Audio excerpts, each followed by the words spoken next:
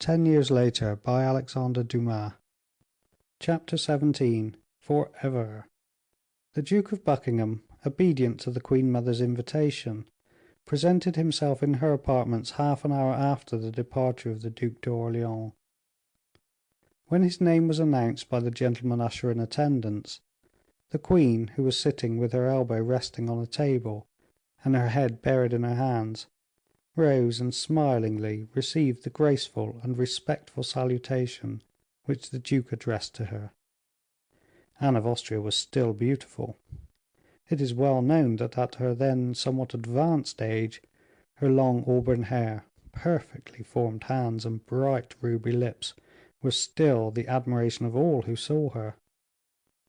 On the present occasion, abandoned entirely to a remembrance which evoked all the past in her heart, she looked almost as beautiful as in the days of her youth, when her palace was open to the visits of the Duke of Buckingham's father, then a young and impassioned man, as well as an unfortunate prince, who lived for her alone, and died with her name upon his lips. Anne of Austria fixed upon Buckingham a look so tender in its expression that it denoted not alone the indulgence of maternal affection, but a gentleness of expression like the coquetry of a woman who loves. "Your majesty," said Buckingham, respectfully, "desired to speak to me?" "Yes, duke," said the queen, in English. "Will you be good enough to sit down?" The favor which Anne of Austria thus extended to the young man, and the welcome sound of the language of a country from which the duke had been estranged since his stay in France, deeply affected him. He immediately conjectured that the queen had a request to make of him. After having abandoned the first few moments to the irrepressible emotion she experienced, the queen resumed the smiling air with which she had received him. "What do you think of France?" she said in French. "It's a lovely country, madame," replied the duke. "Had you ever seen it before?" "Once only, madame." "But, like all true Englishmen, you prefer England?"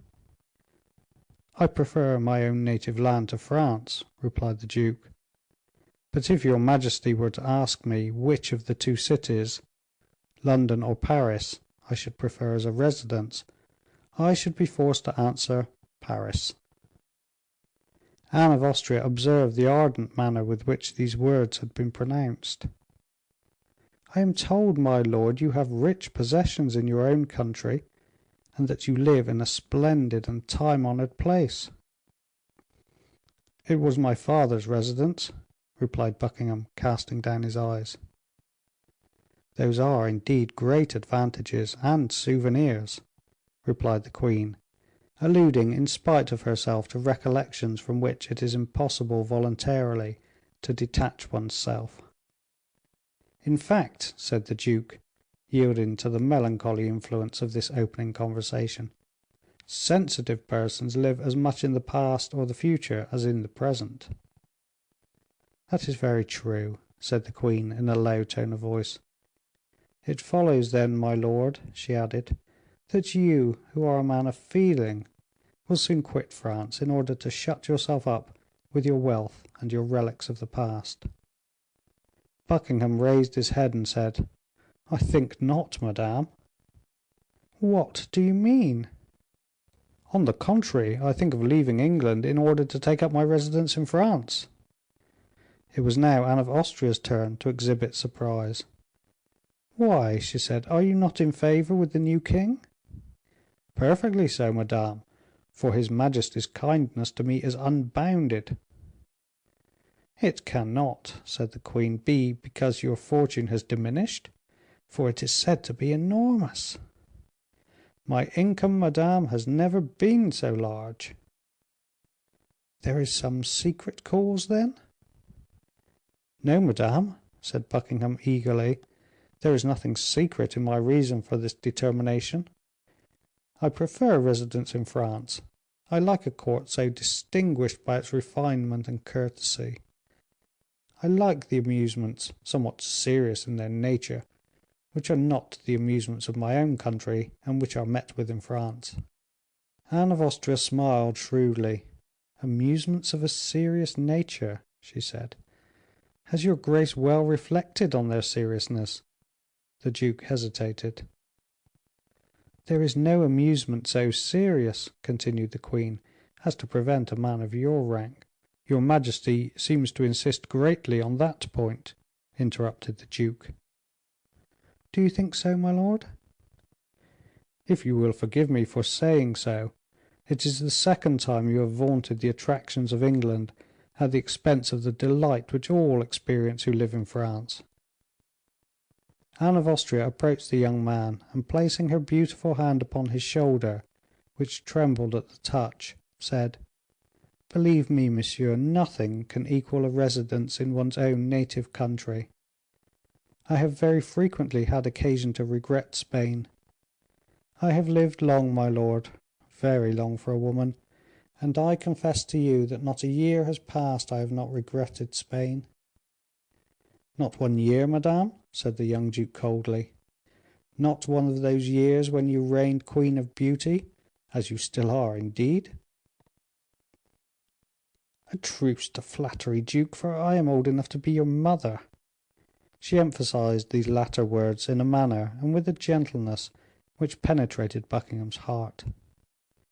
"Yes," she said, "I am old enough to be your mother, and for this reason I will give you a word of advice."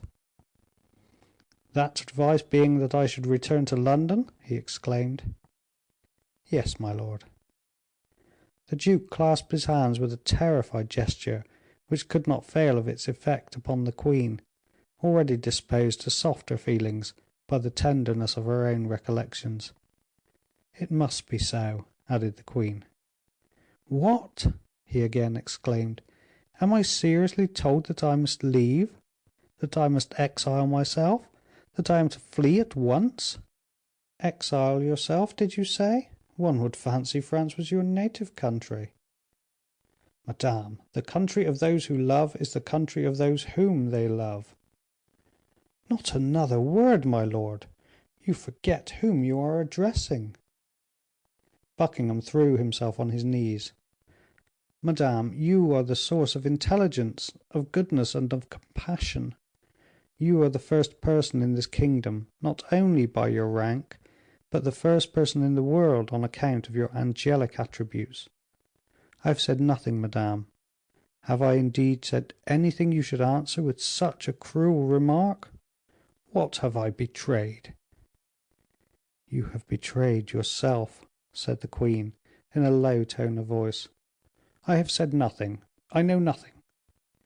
"You forget you have spoken and thought in the presence of a woman, and besides " "Besides," said the duke, "no one knows you are listening to me." "On the contrary, it is known; you have all the defects and all the qualities of youth." "I have been betrayed or denounced, then?" "By whom?"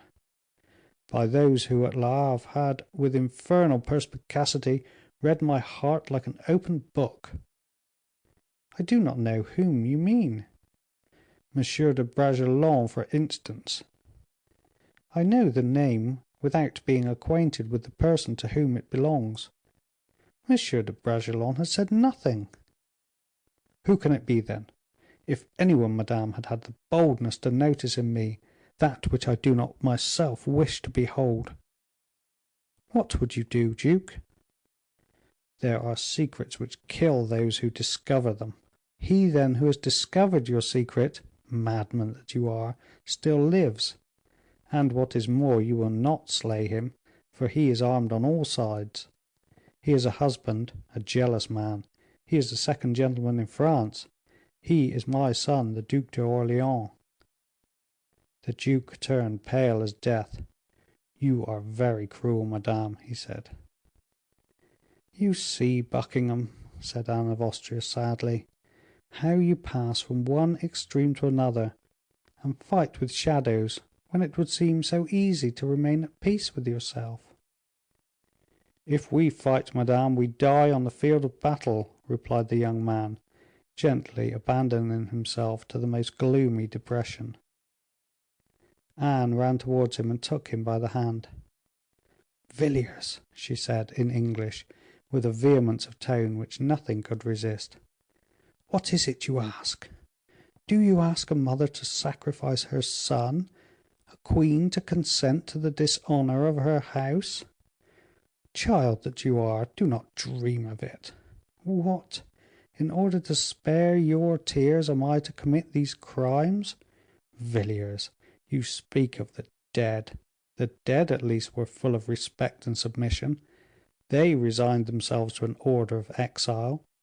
They carried their despair away with them in their hearts, like a priceless possession, because the despair was caused by the woman they loved, and because death, thus deceptive, was like a gift of a favor conferred upon them." Buckingham rose, his features distorted, and his hands pressed against his heart. "You are right, madame," he said, "but those of whom you speak had received their order of exile from the lips of the one whom they loved. They were not driven away, they were entreated to leave, and were not laughed at." "No," murmured Anne of Austria, "they were not forgotten." "But who says you are driven away, or that you are exiled? Who says that your devotion will not be remembered? I do not speak on any one's behalf but my own, when I tell you to leave. Do me this kindness, grant me this favor. Let me, for this also, be indebted to one of your name." "It is for your sake, then, madame?" "For mine alone." "No one whom I shall leave behind me will venture to mock? No prince, even, who shall say, 'I required it'?" "Listen to me, duke," and hereupon the dignified features of the queen assumed a solemn expression. "I swear to you that no one commands in this matter but myself. I swear to you that not only shall no one either laugh or boast in any way, but no one even shall fail in the respect due to your rank. Rely upon me, duke, as I rely upon you." "You do not explain yourself, madame. My heart is full of bitterness, and I am in utter despair. No consolation, however gentle and affectionate, can afford me relief." "Do you remember your mother, duke?" replied the queen, with a winning smile. "Very slightly, madame, yet I remember how she used to cover me with her caresses and her tears whenever I wept." "Villiers," murmured the queen, passing her arm round the young man's neck, "look upon me as your mother, and believe that no one shall ever make my son weep." "I thank you, madame," said the young man, affected and almost suffocated by his emotion. "I feel there is still room in my heart for a gentler and nobler sentiment than love." The queen mother looked at him and pressed his hand. "Go," she said. "When must I leave? Command me." "At any time that may suit you, my lord," resumed the queen. "You will choose your own day of departure. Instead, however, of setting off to day, as you would doubtless wish to do, or to morrow, as others may have expected, leave the day after to morrow, in the evening, but announce to day that it is your wish to leave."